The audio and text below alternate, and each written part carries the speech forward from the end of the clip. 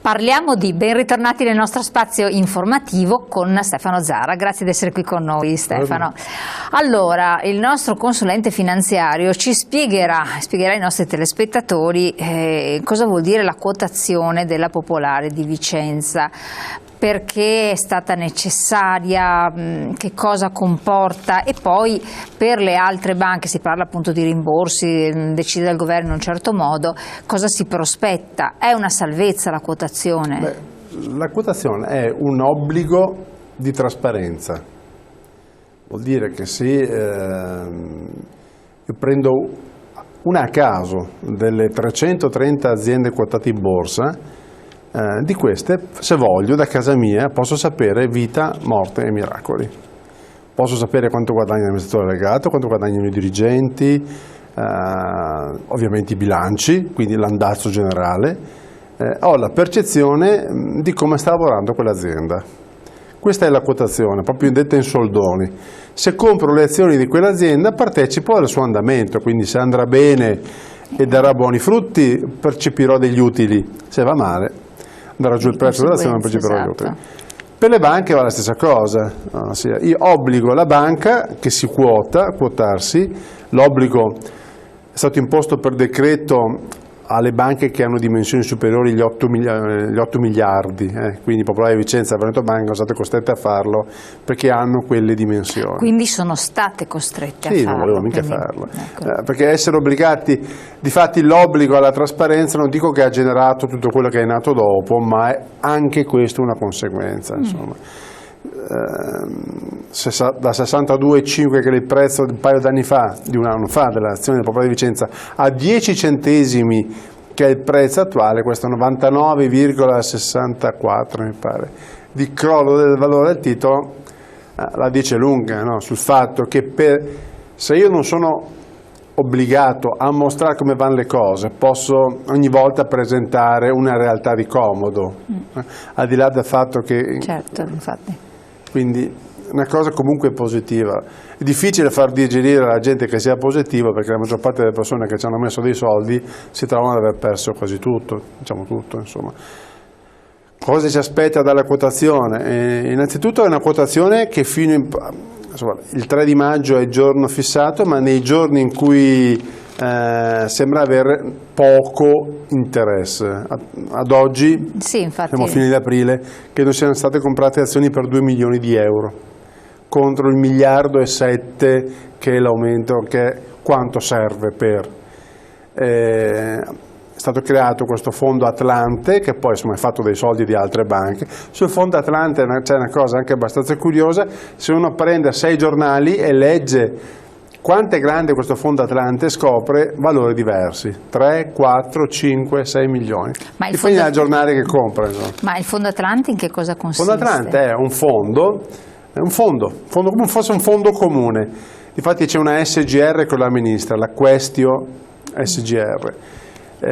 Con i soldi delle banche in proporzione partecipano dalle banche più grosse alle banche più piccole e le assicurazioni, quindi c'è Intesa, c'è Unicredit, c'è Generali, c'è Mediobanca, insomma in base alle dimensioni ognuno mette di suo. Unicredit e Intesa metteranno circa 1 miliardo di euro, ma hanno dichiarato che metteranno, perché non si capisce se l'hanno messo, se non l'hanno messo.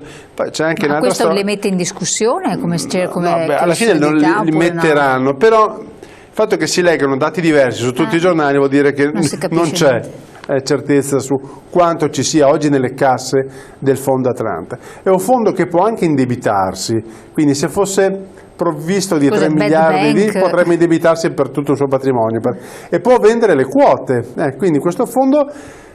In realtà la cosa più interessante dell'operazione è il fondo Atlante, che poi deve dare una remunerazione al fondo Atlante, perché chi compra le quote del fondo, soprattutto investitori istituzionali, allora, semplifichiamo, la quotazione Popolare di Vicenza sembra non avere interesse, un po' per paura, un po' per disaffezione, un po' per delusione, quindi sarà garantito dal consorzio e dal fondo Atlante, che comprerà, sottoscriverà, difatti è già stato autorizzato ad andare oltre il 50% del patrimonio della banca, il fondo da acquistare.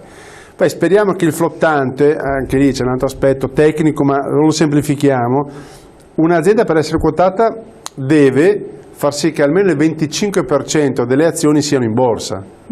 Sì. E il 10% se va nel segmento expandi, però non credo sia nel caso, è un segmento fatto per piccole aziende, quindi che hanno patrimoni più piccoli di quelli di Popolare di Vicenza. Quindi il 25% delle azioni deve essere lì sul mercato e almeno 750.000 euro deve essere il controvalore, quindi molto poco, ma deve esserci scambio, cioè se questi titoli non li compra poi nessuno, l'azione può anche essere revocata dalla quotazione di borsa. Il fatto che ci sia il fondo garantisce un certo tipo di dinamicità.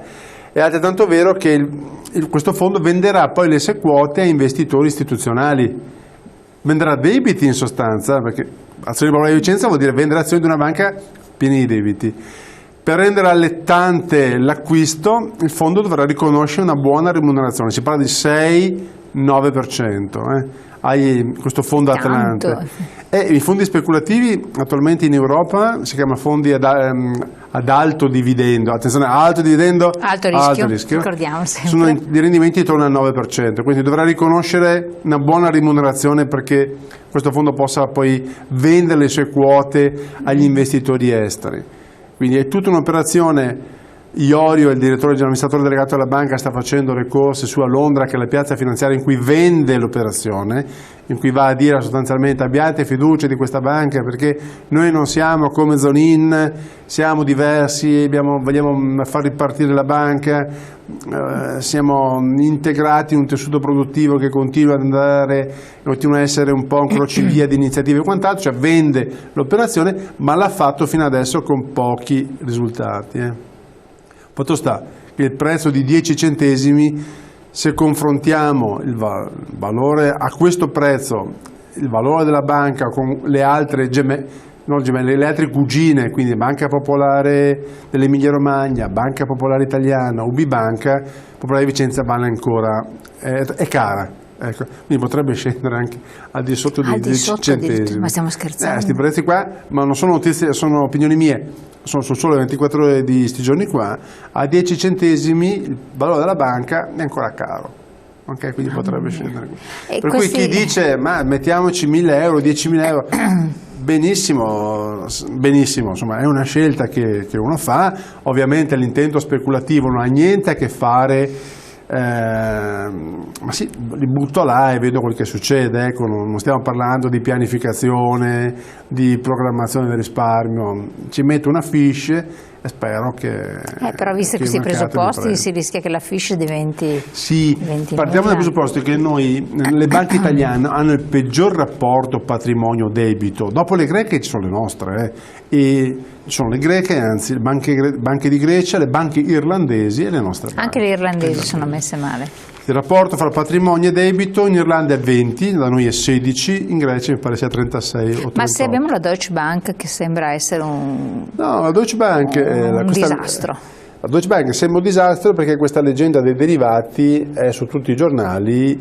È una leggenda. È un po' l'Araba Fenice che ci sia, ciascuno dice come sia veramente, nessuno lo sa. O meglio, lo sanno, si dice, ma finché il CET1 è patrimonio e sofferenze, i derivati non c'entrano nulla. Allora dovrò anche dire, faccio una graduatoria in cui metto anche l'esposizione in derivati. Allora le banche tedesche e le banche francesi sono più esposte delle banche italiane, allora avrebbe un senso, ma queste sono informazioni che noi conosciamo, che sono a disposizione del pubblico, ma non intaccano quei coefficienti o comunque non influenzano quei coefficienti che noi prendiamo a riferimento per dire se una banca soffre o sta bene. Quindi... Però ad esempio abbiamo avuto dei casi eclatanti, la banca austriaca, la Hypo, che aveva attratto molti investitori, i nostri piccoli imprenditori eccetera, ha avuto un crollo pazzesco. Adesso non so, ci sono delle banche slovene che anche quelle sono un po' a rischio o no? Sì, sono a rischio. C'è anche una cosa da dire. Sembrava di no qualche anno fa. No, c'è una cosa da rimarcare, è una notizia proprio di questi giorni di 50 SPA che hanno intentato causa Popolare di Vicenza. Sono 50 cause, sono seguite da uno studio, da Wise, per uno studio legale. 50 aziende? 50 aziende che hanno comprato azioni, sottoscritto azioni della banca in funzione di prestiti erogati, ovviamente hanno impugnato la cosa, sono 50 denunce della Procura della Repubblica e quindi questo pesa come un macigno sulle sorti di quella banca. Ipo è una storia di malagestio e di sesto finanziario. Malagestio vuol dire che è una banca molto connotata, legata a doppio filo con l'ex governatore della Carinzia, Haider, morto Haider, sono venute meno tutte le parentele politiche che comunque anche da loro erano molto fitte, molto strette. I partner di Ipo, che è la tedesca BLB, Bayer Landesbank, che è una grossa banca, nel momento in cui si è accorta che i problemi della crisi del 2008-2009 stavano intaccando il suo patrimonio, si è tagliato un braccio per non perdere tutto il resto, insomma, e quindi ha mollato Ipo al suo destino, pur rimettendoci qualcosa che va dai 3 miliardi e mezzo ai 4 miliardi di euro, e il governo austriaco è stato costretto a nazionalizzare la banca, che sarebbe stato il primo fallimento di una grossa banca europea. Parliamo del 2009. Invece per quanto riguarda poi, c'è successo le banche slovene? Le banche slovene sono piccole, molto piccole, e il contesto è vero, il problema banca, è tanto vero che la Slovenia è un contesto molto dinamico, molto piccolo, quindi facilmente controllabile, molto dinamico perché comunque l'economia in quei paesi e la fiscalità di quei paesi sono tali perché comunque attraggono e continuano a attrarre risorse finanziarie. Ovviamente la crisi finanziaria si è propagata in maniera più forte in periferia, per cui Ipo e lo stesso Unicredit ha sofferto particolarmente in questi anni ma non perché i problemi erano anche in Italia, ma per le controllate estere, soprattutto in Est Europa. Però se da noi le piccole devono fare qualcosa e diventare grandi, no? Abbiamo i crediti cooperativi, tutto questo. Siamo in Europa, anche loro sono in Europa, giusto? Sì. Loro hanno queste piccole banchette, abbiamo visto una piccola banca austriaca è saltata, le loro potrebbero saltare anche queste, quindi un paese vicino che entra anche in uno stato di sofferenza oppure no? No, è diciamo diverso.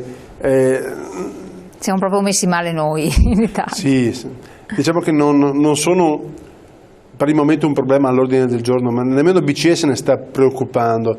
BCE è impegnata a portare al 2023, come si era previsto nei piani, all'unione bancaria.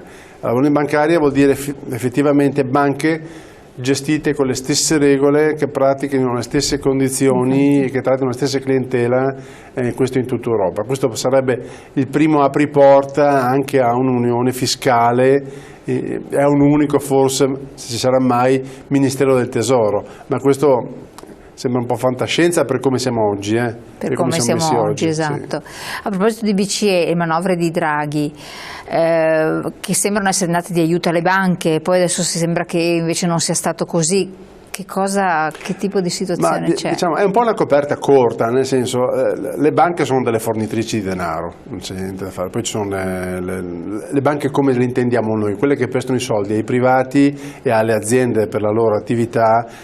Sono fornitrici di denaro, lo fanno anche in maniera più strutturata adesso, quindi sposano anche da noi la logica del progetto, canalizzano i fondi comunitari a quelle imprese che hanno dei progetti industriali o verso le start-up, ma sostanzialmente le cose vanno bene se l'economia gira, se c'è crescita, sì. E quindi là dove c'è crescita il sistema del credito è un sistema che funziona e ha minori problemi rispetto a quelle zone dove non c'è crescita. La crescita ormai langue da 2 o 3 lustri, quindi è una cosa impressionante. Ecco, il nostro sistema del credito si regge molto sulla quantità, sul bacino del risparmio privato. Questo è un paese che ha storicamente un grosso asset di risparmio privato, quello delle famiglie, e 8.000 miliardi di euro, quello totale delle famiglie, di cui la metà si tratta di patrimonio immobiliare. Su questa capacità, su questa solidità si regge il nostro sistema del credito. E quindi è un po' diverso, insomma, come situazione. Dai, insomma, abbiamo un po', speriamo, spiegato e anche tranquillizzato dove è possibile, ma soprattutto messo dei punti fermi per fare questo passaggio culturale che ci aiuterà. Che sarà lungo e non breve, ci sarà degli anni perché riusciamo un po' a cambiare modo di pensare, di vedere le cose. Stefano Zara, grazie mille. Io come sempre vi invito a scrivere al nostro esperto di finanza se avete bisogno di consulenze, aiuti, supporti o domande specifiche, e noi come sempre ci vediamo la prossima settimana. Grazie.